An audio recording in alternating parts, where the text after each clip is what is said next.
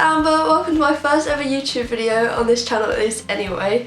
Today I thought I'd do a kind of get to know me thing, and I'm going to try and introduce the kind of things that I should be like talking about on this channel. And so basically the ideas for this video is to kind of cover or lay a bit of a foundation of the things that I'm interested in, and so you can get to know me a bit more, or at least a bit at all, and then hopefully if you guys do some of what your favourite things are in the comments, then I will be able to get to know you a bit. So the first favourite thing I wanted to talk about is my favourite TV shows. If you follow me on Instagram, you know I watch like a lot of TV, but there are a lot of good English TV shows that I really like. My first favourite TV show is Fresh Meat. If anyone like knows me in real life or follows me, like they will know that I watch this programme so often. I think I've watched it in total like 3 times over, but then I like watch it again all the time anyway. I just love the characters in it, and they're all just really good actors, and it's just so funny and just like the pinnacle of good British humour, which is my favourite. Okay, and my second favourite TV show is Uncle. I don't know if many people have heard of this show because it was kind of, well, it was on BBC Three, so I'm not sure if many people heard about it, but there doesn't really seem to be much of like a fan base for it, but it's so funny and really good, and yeah, again, the characters in it are really good as well. So if you haven't seen that, I think it's still on Netflix and BBC iPlayer, so I would definitely recommend. My third favourite TV show is an absolute classic, The Inbetweeners. It's just, oh my god, like, do I even need to explain how good this show is? It's so funny, it just captures like English or British, what do you call it, school really well. What else can I say? It's just really good. Fourthly? Next is Outnumbered, and this is a show I used to love watching when I was younger. It was probably on when I was about 5 when it started, maybe, or 6. But it was just so funny. Me and my brother loved it, and the kids were really funny in it. Yeah, it's one of my favourite TV shows. Lastly, the only not comedy on this list is called The Midwife. So this started when I was about 11 maybe, or 10. Oh my god, and I just loved like the period of it and the clothes they wore and their hair, and the characters and all that kind of stuff, and it was just really up my street, and I was really into like the 50s stuff around that time, and yeah, it like warms my heart. It's just a lovely programme, and I love seeing the characters and what they're doing, and you know, I just feel like really attached to it, and yeah. So hopefully I will be talking a lot about music on this channel because I love music so much. So naturally I had to include my favourite musicians / bands on this list. Okay, so first I'm going to talk about the Arctic Monkeys.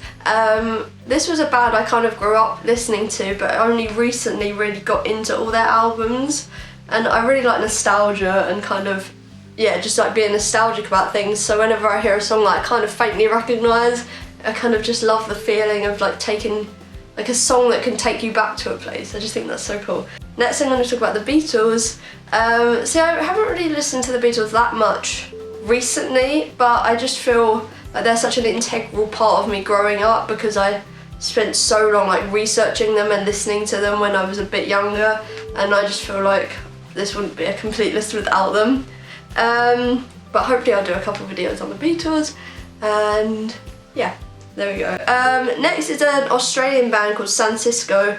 If anyone follows me on Instagram, they know I go on about this band all the time because I feel like no one listens to them. But they're so good. They're kind of like indie pop, just like feel good, summery. You can tell they are from a hot place because it just sounds like summer, their music. They're really cool, or their videos are cool. They sound really cool. I don't know what else to say apart from cool. They're just really cool.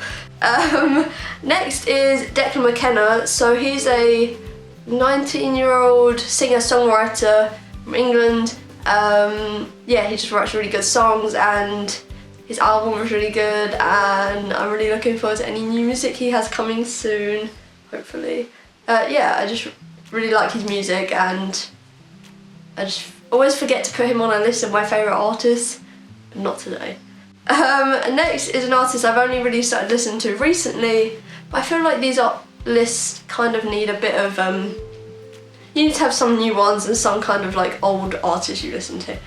This is Rex Orange County. I know like I'm so late to this bandwagon, but I just didn't feel like the right time to listen to him, you know, like with some artists I just feel like there's a right time and I just feel like drawn to them at a certain point, and now is the Rex Orange County point. I'm not even like one for that mellow music.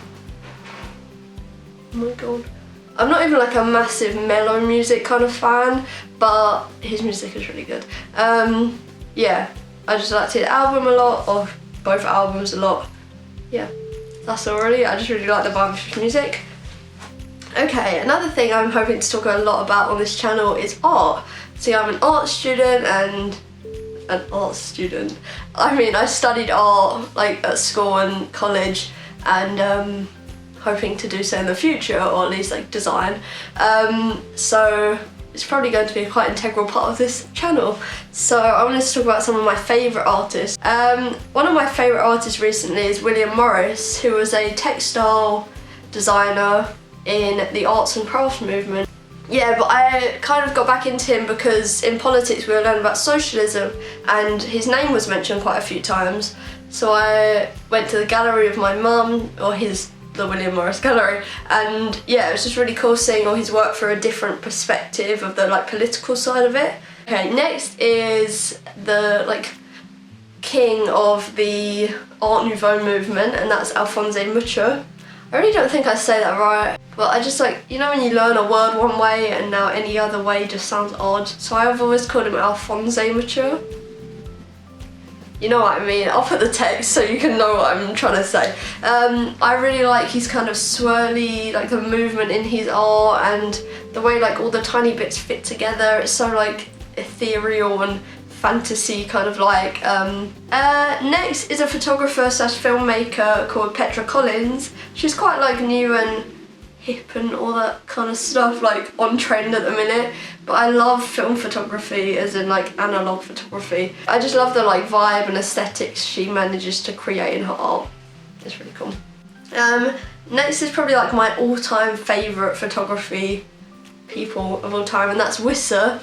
I also go on a lot about these as well, but everything they do I love. The kind of like film texture, the 70s vibe of their art or their photos is amazing. And finally, as an artist, I was watching a couple videos of earlier, and this was an artist that I've just been really appreciating recently, and that's Ruth Spear. I think she's called September Wildflowers on Instagram, but I just really appreciate her like attention to detail and her skill and talent at like oil painting and watercolour painting. I think it's really cool, and just seeing that kind of traditional media used in a more fantasy kind of way. Yeah, I really like her. Next, oh yeah, this is second to last of my 5 favourite things. I thought I'd talk about my 5 favourite, oh my god, that's a tongue twister. My 5 favourite films. I love watching films, but I'm a bit more of a TV person, but you know, I still like films. Anyway, so one of my favourite films is the film Hot Fuzz from the Cornetto trilogy, starring Simon Pegg and Nick Frost. Sorry, there's a fly. It was directed by Edgar Wright, who's just a really cool director, and I've liked most of his films that I've seen. My camera cut off where I was talking about Hot Fuzz. The next film I was going to talk about was Almost Famous. So I really like the kind of like ethic and the thinking behind Almost Famous, which is like the idea of the music we listen to when we're teenagers and how that kind of will influence us for the rest of our lives. And yeah, I just really like that idea. Okay, so I don't know what happened there. The next film I'm going to talk about is Moana. It's kind of stereotypical to have a Disney film, but I just think it's really like fascinating and beautiful how all these artists could come together to produce this like amazing piece of work. Next I'm going to talk about a film that I'm not sure many people know about because it was kind of overshadowed by Frozen at the Oscars, but that's the Irish animated film Song of the Sea. This is like one of my favourite films of all time, hence why it's on my favourite films list. But it's like a hand-drawn animation, and I just find it so beautiful and stunning. So finally I'm going to talk about the film Submarine.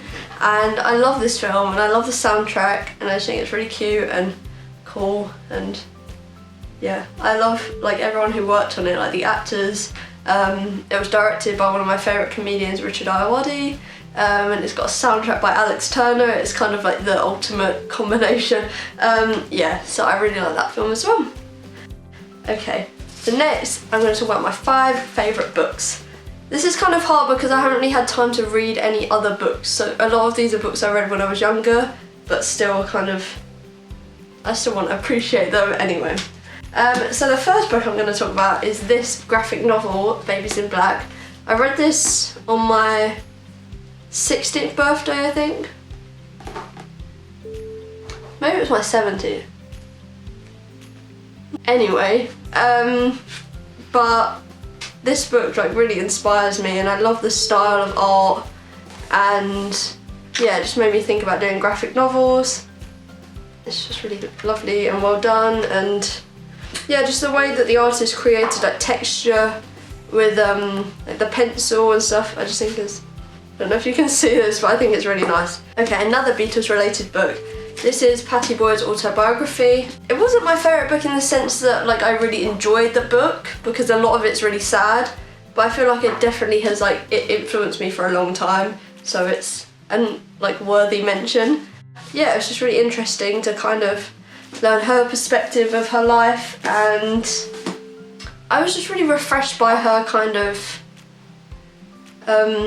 like she didn't have a negative attitude towards things that she'd done in the past. She kind of just accepted that that was what she'd decided then, and that's what she thought was best then, and she was kind of fine with it. She didn't regret anything, and I think that was really nice and a good lesson to learn. Okay, so this book, oh, I just found something, is one that was really big when I was younger, and was probably one of my like biggest phases. Anyway, this is The Hunger Games. This book meant so much to me when I was younger, and I just feel like I might be a different person if I hadn't have read it. Next is a book that I read when I was about 10. That sounded so aggressive, sorry. A book that I read when I was about 10, and I think it's quite like integral in who I am as a person. That's The Diary of a Young Girl by Anne Frank. Yeah, I just think it's a really like eye-opening story.